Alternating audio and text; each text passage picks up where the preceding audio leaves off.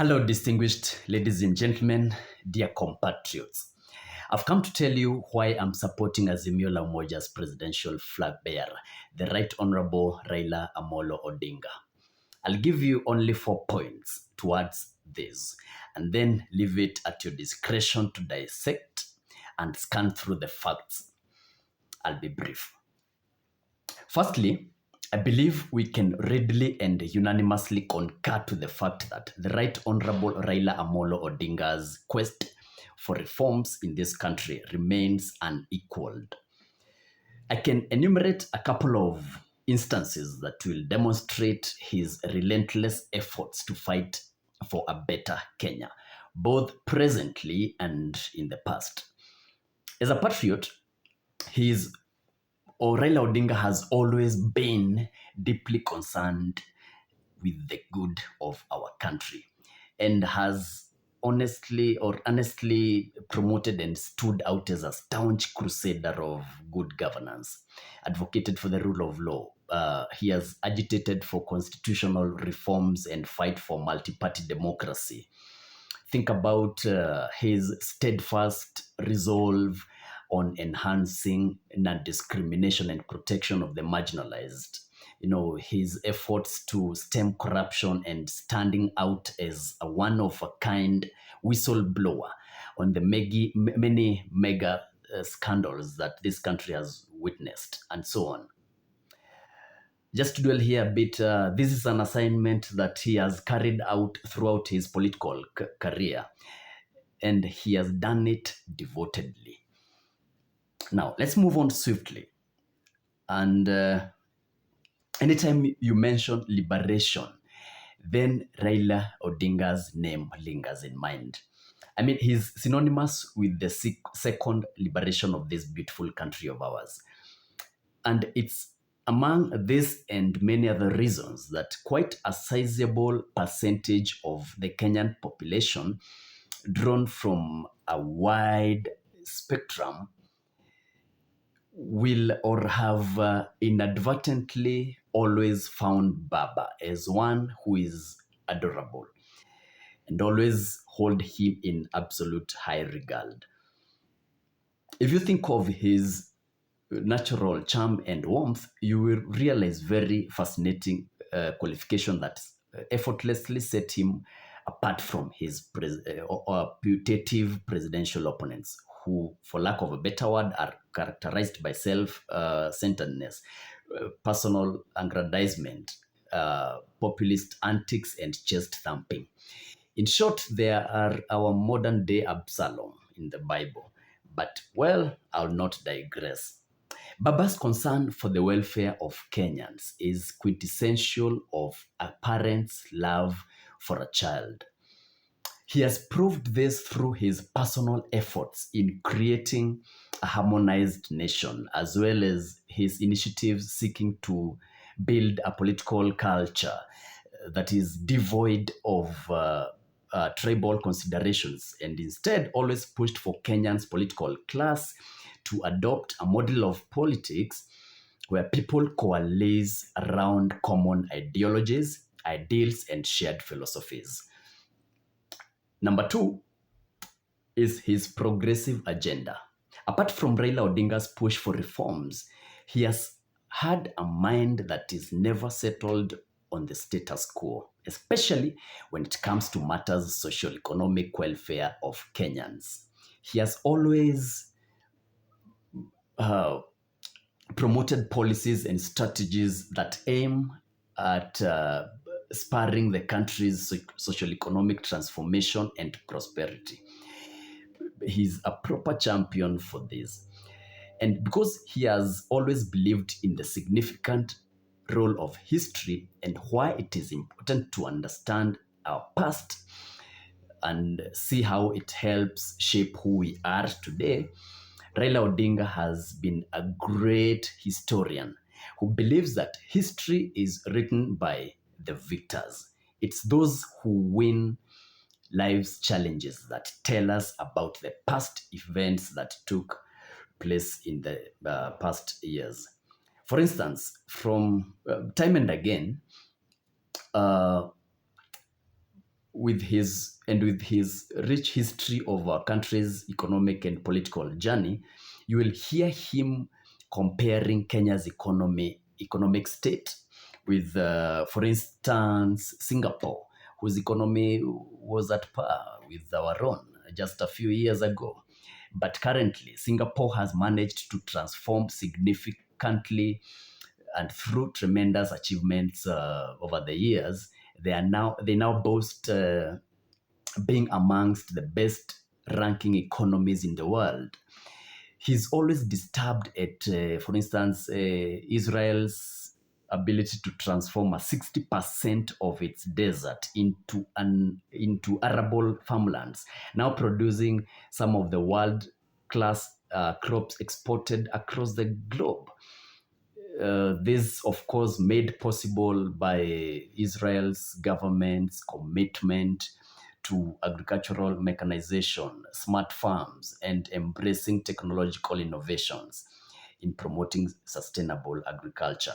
Raila Odinga says it can be done back home in our own country, Kenya, and it will be done to turn around fortunes of millions of Kenyans facing drought and starvation in the arid and semi-arid areas. And yours truly, Njoroge Kaburo, says, yes, inawezekana. But of course, with proper management of the available factors of production, adequate resource mobilization, and prudent allocation, as well as good political goodwill. And we believe that Baba will deliver on this. Honorable Raila has always been heard drawing a correlation of Kenya's health sector, for instance, with advanced countries in Europe, Asia, or the US. This tells of his progressive mind, ready to benchmark and borrow the best practices from countries which are doing better than us. That's what big thinkers do. No wonder Honorable Raila is rooting for and promising Kenyans of Baba Care, and is passionate about developing rural and urban social care to enable many Kenyans and decent lives going forward. And this will definitely go a long way in boosting living standards in many households, and will have a positive cumulative effect and a compounded impact on the lives of these Kenya's demographics, so to speak. But the opponents and enemies of progress believe it is impossible to attain certain levels and state-of-the-art systems in our country. But we forgive them, for they don't know what really they are saying.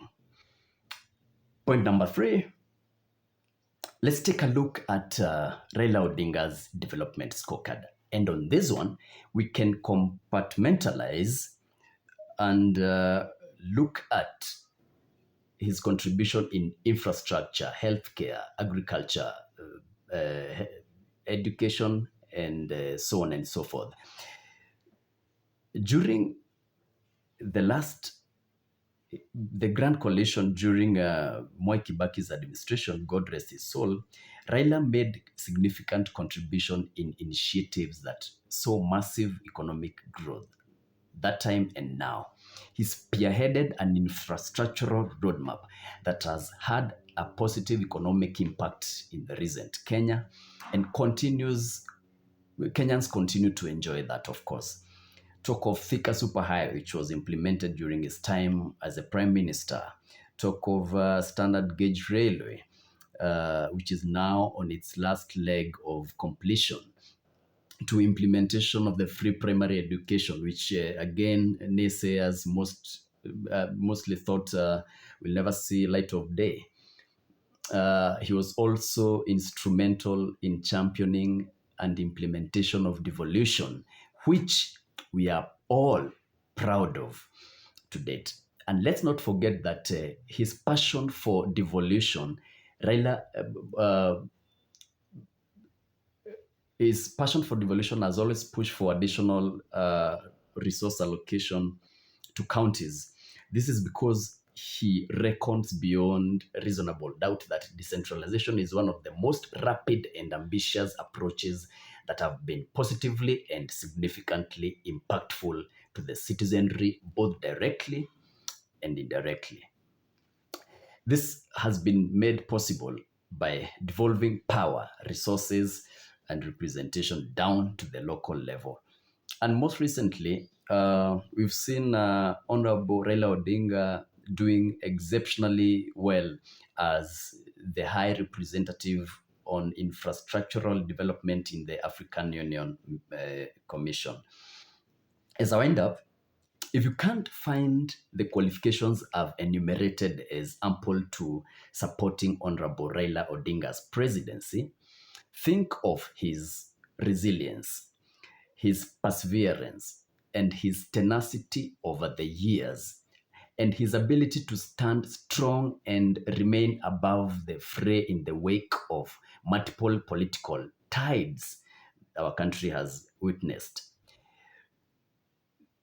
Baba has got a rich history that will be read by generations as a president who never gave up on his cause, regardless of the many hurdles that he encountered through his journey. We are talking of a sort of a Mandela moment in our country. Now, American best-selling author, global researcher, and strength revolutionist Marcus Buckingham said, quoted, and I want to quote, that you are a leader if and only if you're relentless for change, impatient for progress, and deeply dissatisfied with the status quo. Unquote. In a nutshell, Raila Odinga is identifiable with the following qualities that set him apart. Number one, that he is an irreproachable respecter of rule of law. Check. Two, that he is a patriot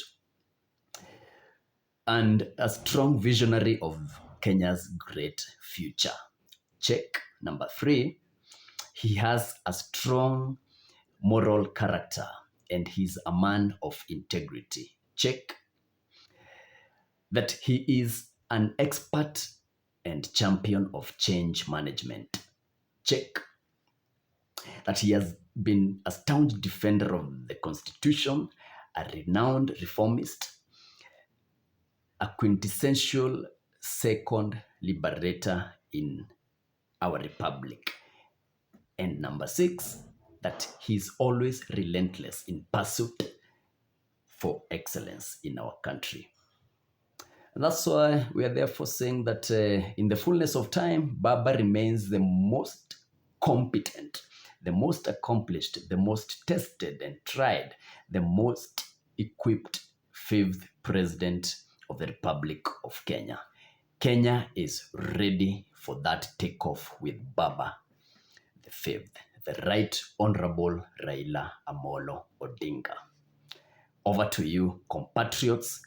God bless you and God bless Kenya. Asanteni, my name is Njoroge Kaburo.